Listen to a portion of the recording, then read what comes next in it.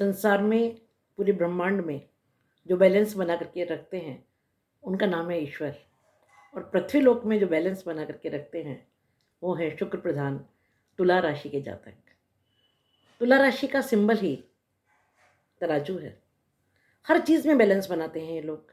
कला प्रेमी, सौंदर्य प्रेमी, नृत्य संगीत के पारखी, उसमें बहुत एक्सपर्ट, लिटरेचर, पॉलिटिक्स, हर चीज़ में बढ़ चढ़ कर आगे भाग लेने वाले, राज्य कार्यों में निपुण, हर किसी को अपना बना लेने वाले।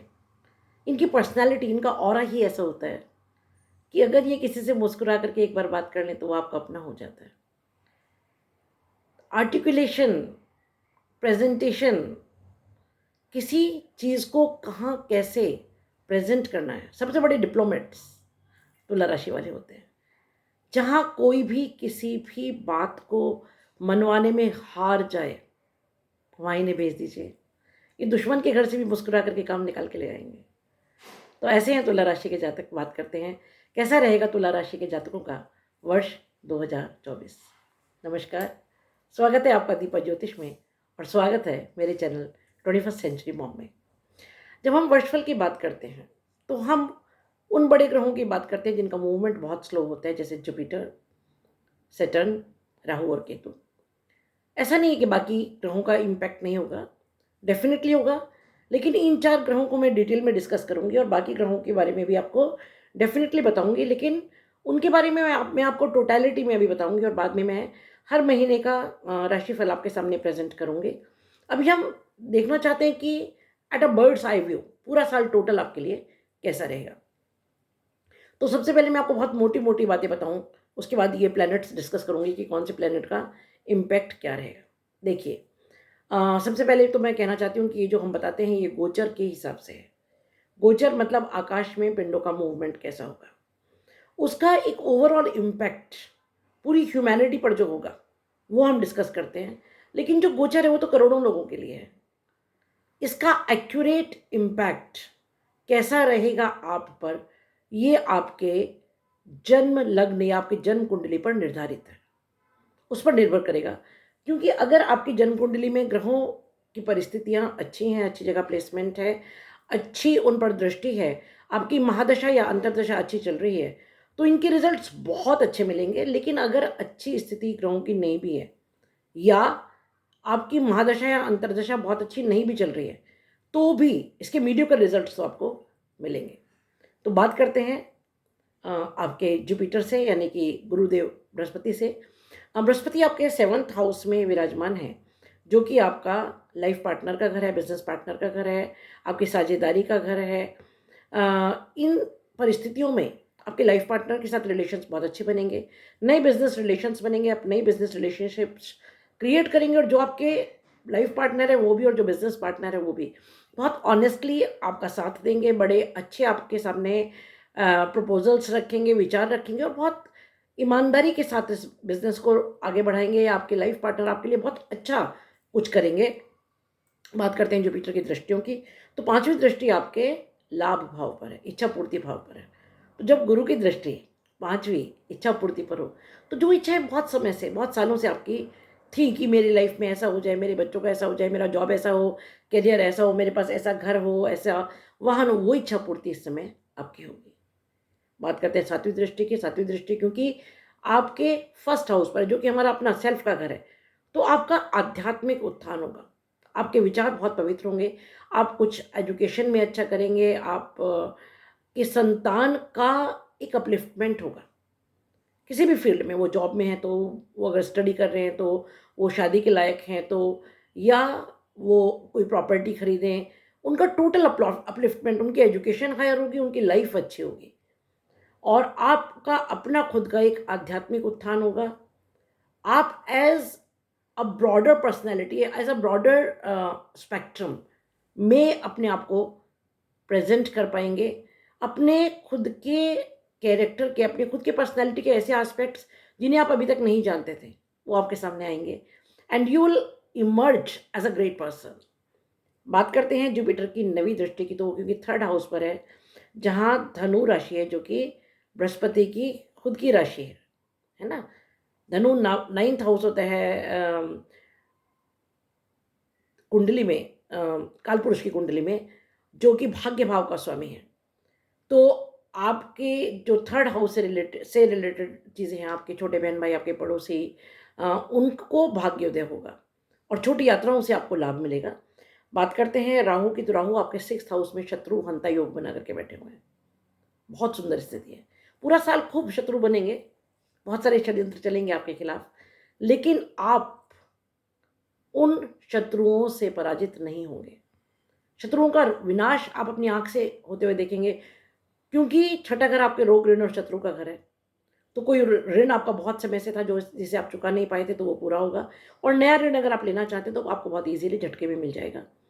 कोई बड़ी बीमारी, पुरानी बीमारी आपकी थी जिससे कि आपको लगता था इससे तो अभी कभी निजात नहीं मिलेगी, उससे धीरे धीरे आप बाहर आएंगे। मोटापे से आपको मुक्ति मिलेगी, पुरानी बीमारियों से मुक्ति मिलेगी, स्वास्थ्य आपका बहुत अच्छा रहेगा।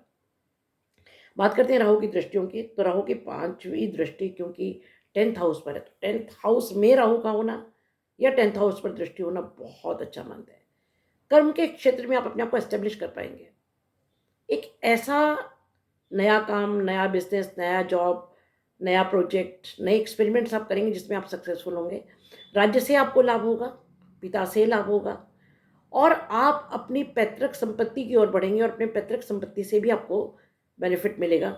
और सिर्फ इतना ही नहीं है, आपके जो ड्रीम्स थे कर्म से रिलेटेड, वो इस समय पूरे होंगे।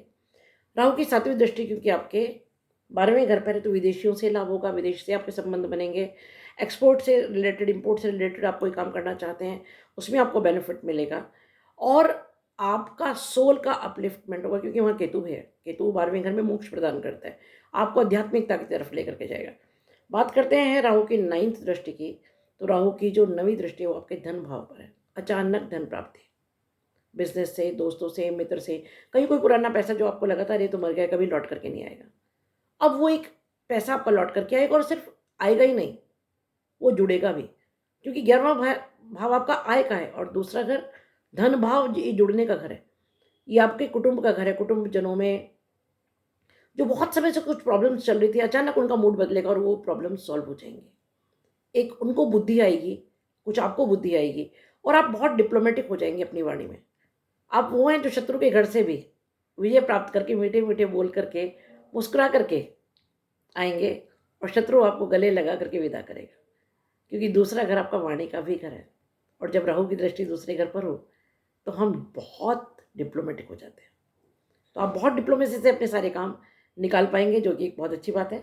बात करते हैं शनि की, तो शनि आपके 5वें घर में अपनी मूल त्रिकोण राशि में, कुंभ में, बहुत स्ट्रांग पोजीशन में बैठे हैं। छत्रनामा के राजयोग बना रहे हैं यहाँ पर, और अपनी 7वीं दृष्टि से आपके लाभ भाव को देख रहे हैं। तो आपके संतान का, जैसे कि मैंने बोला, कि कोई बहुत बड़ा काम इस समय पूरा होगा। आप विद्या के क्षेत्र में कुछ करना चाहते हैं, उसमें आपको सक्सेस मिलेगी। आध्यात्मिकता की तरफ आप बढ़ेंगे। अगर आपका किसी के साथ प्रेम प्रसंग है तो आपको बहुत क्लैरिटी मिल जाएगी उसमें, कि इसमें आगे बढ़ना है कि नहीं बढ़ना है। शनि क्लैरिटी, हार्शनेस, न्याय दिखाते हैं। और जो भी काम आपके विद्या बुद्धि संतान से रिलेटेड होंगे वो धीरे धीरे होंगे, अचानक कुछ नहीं होगा। उसमें धीरे धीरे क्लैरिटी आएगी, बहुत स्ट्रगल भी होगा, इजीली नहीं होगा। अगर सपोज बच्चे कुछ करना चाहते हैं तो उनको शुरू में डिससेटिस्फेक्शन होगा, आराम से कुछ चीज़ें मटीरियलाइज नहीं होंगी, लेकिन जब होंगी तब वो बहुत अच्छी होंगी, परमानेंट होंगी, और ऐसी होंगी जिन्हें पाने के बाद उनको बहुत ज़बरदस्त संतोष होगा, और वो सीधे रास्ते से उन चीज़ों को पाएंगे, गलत रास्ते से नहीं पाएंगे। इच्छा पूर्ति आपकी होगी बहुत लंबे समय के बाद, लेकिन जो होगी वो परमानेंट होगी। बात करते हैं शनि की 3री दृष्टि की, जो कि आपके 7th हाउस पर है। तो जो आपके पति हैं या आपके पत्नी है या आपके बिजनेस पार्टनर्स हैं, उनके साथ भी रिलेशंस में क्लैरिटी आएगी। वाणी थोड़ा सा संभालें, क्योंकि कठोरता देते हैं। शनि की 3री दृष्टि थोड़ी कठोर दृष्टि होती है। शनि की 10वीं दृष्टि की बात करते हैं तो 10वीं दृष्टि वहीं पर है जहाँ राहु की 9th दृष्टि है, 9वीं दृष्टि, यानी कि आपके धन भाव पर, कुटुंब भाव पर, वाणी पर, भोजन पर। तो